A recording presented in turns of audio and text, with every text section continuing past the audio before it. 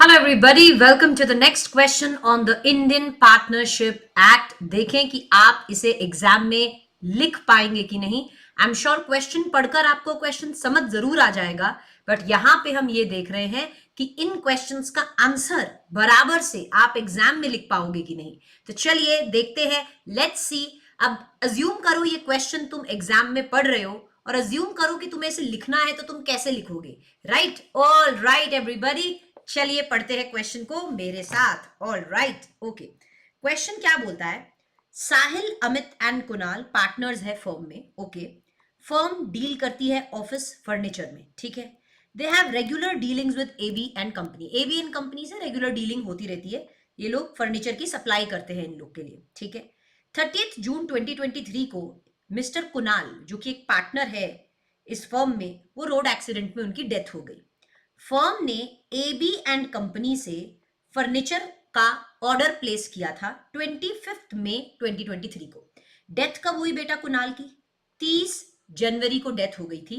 इन्होंने एबी और कंपनी से एक फर्नीचर का ऑर्डर प्लेस किया था कब? 25 मई 2023 को, जब कुणाल जिंदा था। Okay. Sahil and Amit continue the business in the firms name after Kunal's death. Kunal की डेथ के बाद भी साहिल और अमित जो है वो धंधा कर रहे हैं। फर्म ने कुणाल की डेथ का पब्लिक को नोटिस नहीं दिया। एबी एंड कंपनी ने फर्नीचर डिलीवर किया 25 जुलाई को। बहुत इंपॉर्टेंट है ये, 25 जुलाई को फर्नीचर क्या किया गया है? डिलीवर किया गया है। डेथ कब हो गई थी? 30 जून को ही डेथ हो गई थी। और फर्नीचर सप्लाई कब हुआ है? करीबन 25 जुलाई को सप्लाई हुआ है। The fact about Kunal's death was known to them at the time of delivery of good. Okay. Afterwards, firm became insolvent. कुछ दिनों बाद, फर्नीचर की सप्लाई लेने के बाद फर्म इंसॉल्वेंट हो गई और एबी एंड कंपनी को पैसा नहीं दे पा रही है। एबी एंड कंपनी ने केस फाइल कर दिया है फर्नीचर का पैसा रिकवर करने के लिए। किस पे? फर्म पे। अब आपसे इंडियन पार्टनरशिप एक्ट के हिसाब से यह पूछा जा रहा है कि आप एक्सप्लेन करो कि क्या कुणाल का एस्टेट लायबल होगा क्या for the price of furniture purchase by the firm. जो फर्म ने ये जो फर्नीचर परचेज किया है, अब क्योंकि फर्म क्या है, पैसा नहीं चुका पा रही है, तो एबी एंड कंपनी ने फर्म पे केस फाइल कर दिया है। तो क्या कुणाल, जिसकी डेथ 30 जून को हो गई थी, क्या वो भी लायबल रहेगा क्या? तो सबसे पहले आई एम श्योर आपके दिमाग में कुछ चीजें आ रही होगी। क्या आपको आ रही होगी कि यार फर्नीचर की डिलीवरी तो 25 जुलाई को की गई है, जो कि उसकी डेथ के बाद है, कुणाल की डेथ के बाद है। तो कुणाल की जब डेथ हुई थी तब फर्म पे कोई डेट नहीं था, राइट? तो कुणाल लायबल होना चाहिए क्या? Answer is no. Again, public notice death का रिक्वायर्ड नहीं होता है, तो ऐसे केस में जो कुणाल है उसका जो एस्टेट है वो लायबल नहीं है, क्योंकि उसकी डेथ के बाद अगर कोई भी डेट फर्म इनकर करती है तो उसके लिए एस्टेट लायबल नहीं होता।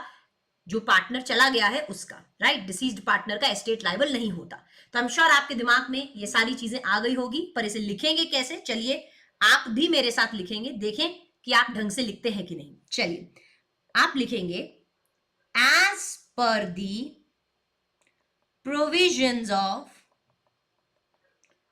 अब मैं आईपीए लिख रही हूं, इंडियन पार्टनरशिप एक्ट, आप पूरा लिखिएगा एग्जाम में। As per the provisions of Indian partnership act, where under a contract, अगर एक कोई कॉन्ट्रैक्ट के हिसाब से जो पार्टनर्स ने एंटर किया हुआ है, where under a contract a firm is not dissolved, अगर फर्म डिसॉल्व नहीं हो रही है, a firm is not dissolved by the death of a partner, partner की डेथ से अगर फर्म डिसॉल्व नहीं हो रही है, तो जो एस्टेट होगा, the estate of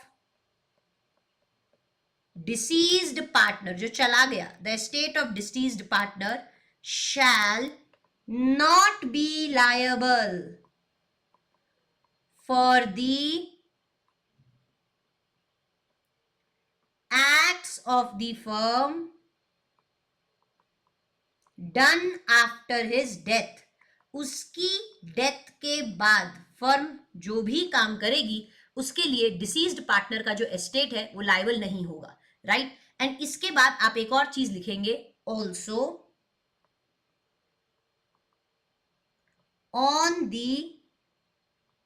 death of the partner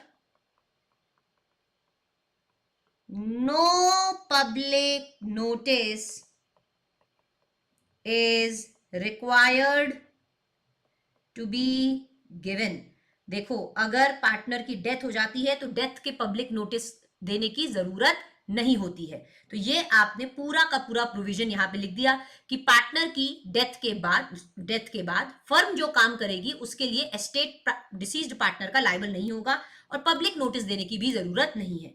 अब आप चाहो तो यहां पे क्या लिख सकते हो, फैक्ट्स ऑफ द केस लिख सकते हो.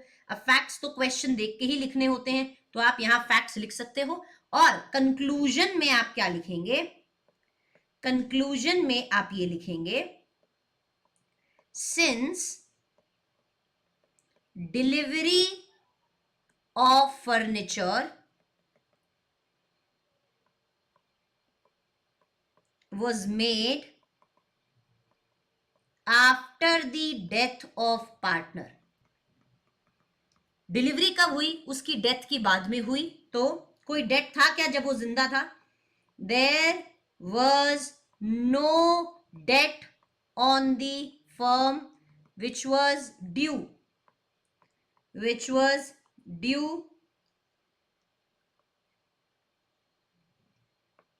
in Kunal's lifetime. मुझे बताओ, जब कुणाल जिंदा था तब कोई फर्म पे डेट वेट था क्या? नहीं. तो अब यहां पे वही लाइन आप लिख दोगे, क्या, यहां से देख के यही लाइन लिख दोगे, the estate of the deceased partner shall not be liable for the acts of the firm done after his death. उसकी डेथ के बाद, क्योंकि जब उसकी डेथ हुई तो कोई डेट था नहीं, उसकी डेथ के बाद डिलीवरी की गई तो उसका एस्टेट लायबल नहीं होगा जो काम फर्म ने उसकी डेथ के बाद किया. तो ये लाइन आप यहां पे लिख सकते हैं. तो ये क्वेश्चन था आपका, अगेन आरटीपी क्वेश्चन था. आई होप बेटा आपको अच्छे से समझा और आपको अच्छे से लिखना भी आया. तो चलिए मिलते हैं हमारे नेक्स्ट क्वेश्चन में. आई होप ये क्वेश्चन की सीरीज आपको बहुत हेल्प कर रही है. आपने कितने आरटीपी क्वेश्चंस यहां पे कवर कर लिए हैं? आई होप कि आपको बहुत कॉन्फिडेंस आ रहा है ये करके. चलिए, see you in the next question.